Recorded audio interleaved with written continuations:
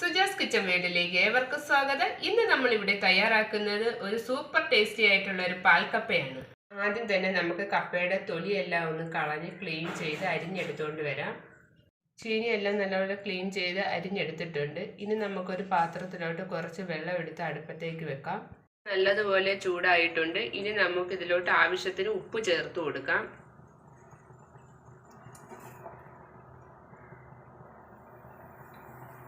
വെള്ളം നല്ലതുപോലെ തിളച്ചിട്ടുണ്ട്. ഇനി നമുക്ക് അതിലോട്ട് ചീനി ഇട്ട് കൊടുക്കാം. ചീനി എല്ലാം ചേർത്ത് കൊടുത്തിട്ടുണ്ട്. ഇനി ഇത് നല്ലതുപോലെ വെന്ത് വരട്ടെ.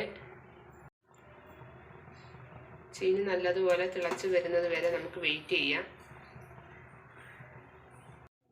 നമ്മുടെ ചീനി വെന്തോന്ന് നമുക്കൊന്ന് നോക്കാം. നമ്മുടെ മരച്ചീനി എല്ലാം നല്ലതുപോലെ വെന്തിട്ടുണ്ട്. ഇനി നമുക്ക് ഇതിൻ്റെ വെള്ളം കംപ്ലീറ്റ് മാറ്റിയിട്ട് ഒരു കടായിലോട്ട് മാറ്റി കൊടുക്കാം.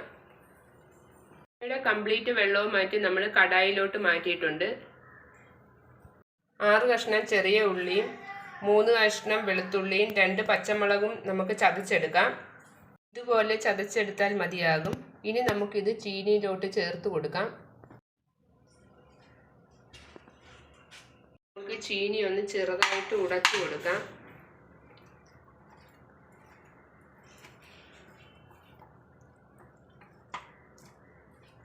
ഇനി നമുക്കിതിലോട്ട് തേങ്ങാപ്പാൽ ചേർത്ത് കൊടുക്കാം. 2 കപ്പ് തേങ്ങാപ്പാൽ ചേർത്ത് കൊടുക്കാം.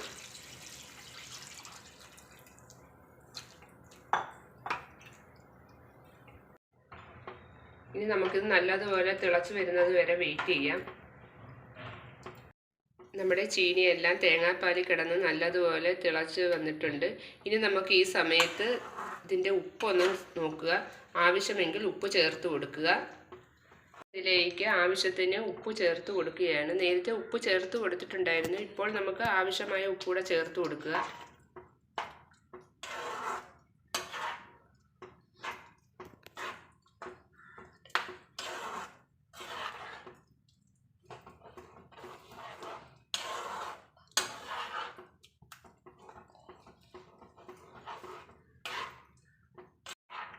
നമ്മുടെ പാൽക്കപ്പയെല്ലാം തേങ്ങാപ്പാലിൽ കിടന്ന് നല്ലതുപോലെ തിളച്ച് കുറുകി വന്നിട്ടുണ്ട്.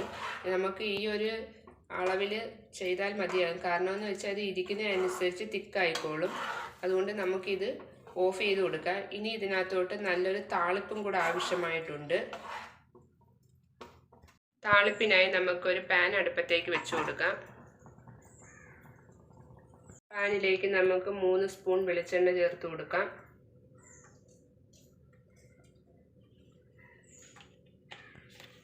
വെളിച്ചെണ്ണ നല്ലതുപോലെ ചൂടായിട്ടുണ്ട്. നമുക്കിതിലോട്ട് 1/2 സ്പൂൺ കടുക് ചേർത്ത് കൊടുക്കാം.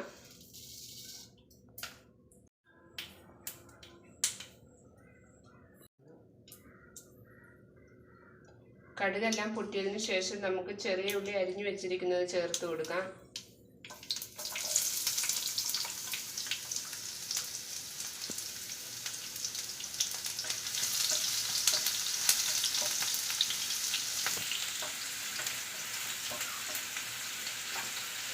ചെറിയ ഉള്ളിയെല്ലാം മൂത്ത് വരുന്നത് വരെ നമുക്ക് ഇളക്കി കൊടുക്കാം.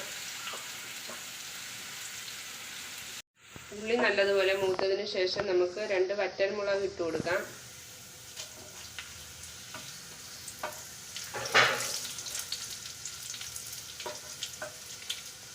ഇനി നമുക്കിതിലോട്ട് കുറച്ച് കറിവേപ്പിലയും കൂടെ ചേർത്ത് കൊടുക്കാം.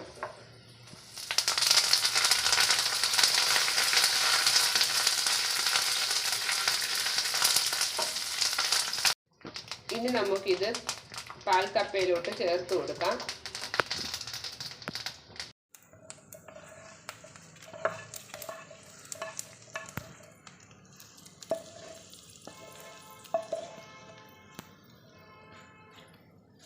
ഇത് നല്ലതുപോലെ ഒന്ന് മിക്സ് ചെയ്ത് കൊടുക്കുക. നമ്മുടെ സൂപ്പർ ടേസ്റ്റി ആയിട്ടുള്ള പാൽക്കപ്പ ഇവിടെ റെഡി ആയിട്ടുണ്ട്.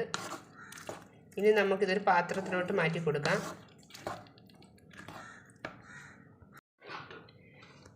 നിങ്ങൾ ഇതുപോലൊരു പാൽക്കപ്പ തയ്യാറാക്കി നോക്കണേ. വീഡിയോ ഇഷ്ടമായാൽ ലൈക്ക് ചെയ്യുക, ഷെയർ ചെയ്യുക, സബ്സ്ക്രൈബ് ചെയ്യുക. സബ്സ്ക്രൈബ് ചെയ്യാതെ കാണുന്ന കൂട്ടുകാരാണെന്നുണ്ടെങ്കിൽ സബ്സ്ക്രൈബ് ചെയ്ത് തൊട്ടടുത്ത് കാണുന്ന ബെൽ ബട്ടണിലൂടെ ഒന്ന് ക്ലിക്ക് ചെയ്യുക. എന്നാൽ മാത്രമേ ഞാനിടുന്ന വീഡിയോസിൻ്റെ നോട്ടിഫിക്കേഷൻ നിങ്ങൾക്ക് കിട്ടുകയുള്ളൂ. അപ്പോൾ അടുത്തൊരു വീഡിയോയുമായി കാണാം. അതുവരെ ബൈ.